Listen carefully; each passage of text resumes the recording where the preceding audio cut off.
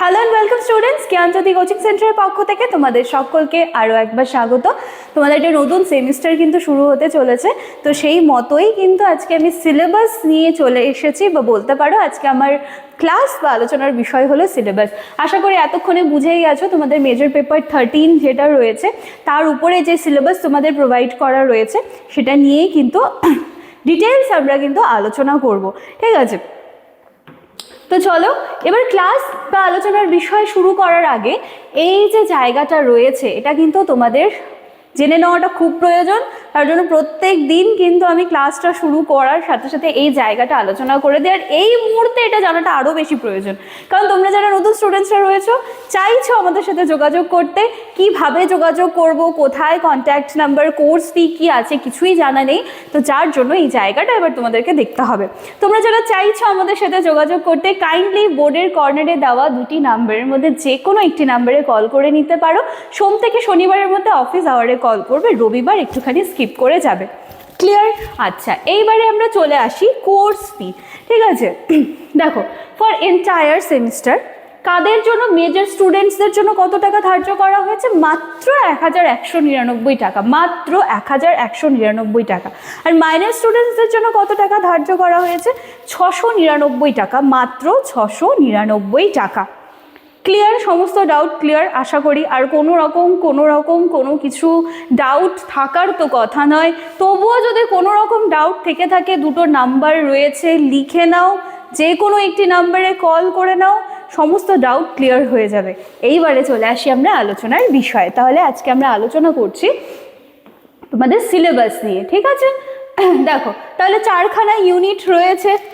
আচ্ছা দেখো, তাহলে কি হচ্ছে, এই যে সিলেবাসটা রয়েছে তার একটা টাইটেল রয়েছে কি, কারিকুলাম স্টাডিজ, ঠিক আছে? Curriculum studies. এবার দেখো তাহলে কি আছে, ইউনিট 1-এ কি আছে, ইন্ট্রোডাকশন অফ কারিকুলাম। কারিকুলামের সাথে আমরা একটু পরিচিত হব এবারে, ঠিক আছে? তাহলে কিভাবে, দেখো কারিকুলামের মিনিং, নেচার অ্যান্ড স্কোপ দিয়ে দেওয়া রয়েছে, তাহলে তার অর্থ কী, তার প্রকৃতি কী, তার ধারণা কী।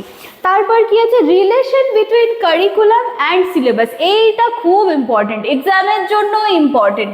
যে অনেকের এটা খুব একটা ভুল ধারণা হয়ে যায় যে বলে না যে যাহাই সিলেবাস তাহাই কারিকুলাম, এটা কিন্তু অনেকের খুব একটা মানে কি বলবো যে মিসকনসেপশন থাকে, কিন্তু এই জায়গাটা আমরা আলোচনা করব। এর বেশি কিছু আমি এই মুহূর্তে বলতে পারবো না, বেশি কিছু জানতে হলে চ্যানেল আমাদের ফলো করতে হবে। আচ্ছা, তারপরে কি, basis of curriculum. Basis of কারিকুলামের মধ্যে philosophical base, sociological base, psychological base and technological base, এইগুলো কিন্তু এই জায়গাটায় কভার করতে হবে। এবার তোমাদের সুবিধার্থে একটুখানি ছবি রাখার চেষ্টাও করা হয়েছে, দেখো তো যদি বোঝা যায় বা কিছু কনসেপ্ট তোমরা ক্লিয়ার করতে পারো, ঠিক আছে? পাঠ্যক্রমের অর্থ, প্রকৃতি, পরিধি, পাঠ্যক্রম পাঠ্যসূচির মধ্যে সম্পর্ক, পাঠ্যক্রম পাঠ্যসূচির মধ্যে সম্পর্ক, আর কি পাঠ্যক্রমের ভিত্তি। দেখো একটুখানি দেখে নাও, দার্শনিক, সমাজতাত্ত্বিক, মনস্তাত্ত্বিক, প্রযুক্তিগত। ক্লিয়ার? আচ্ছা, তারপরে চলে আসি আমরা ইউনিট 2-তে, কারিকুলাম ফ্রেমওয়ার্ক, ঠিক আছে? এখানে হচ্ছে প্রিন্সিপালস অফ কারিকুলাম কনস্ট্রাকশনগুলো তোমাদেরকে ক্লিয়ার করতে হবে। রেকমেন্ডেশন অফ এনসিএফ 2005 আর এনসিএফ 2009, ঠিক আছে? এই নিয়েই তোমাদের ইউনিট 2। দেখে নাও একটুখানি, পাঠ্যক্রম নির্মাণের নীতিসমূহ, এনসিএফ 2005-এর সুপারিশ, এনসিএফ 2009-এর সুপারিশ, অনেক কিছু এখানেই দিয়ে দেওয়া রয়েছে। ছবি দেখলেও এবারে দেখো এভাবে রাখার চেষ্টা করেছি যাতে ছবি দেখলেও সিলেবাসটার সম্পর্কে কিছু কিছু আইডিয়াস যেন তোমাদের ক্লিয়ার হয়।